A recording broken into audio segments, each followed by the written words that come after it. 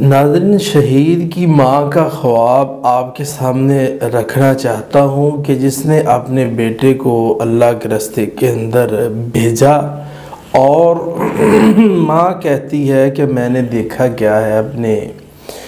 بیٹے کو جو سرحد پہ گیا اور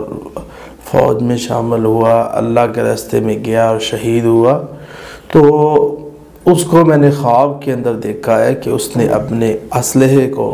اپنے چھوٹے بھائی کو دیا ہے۔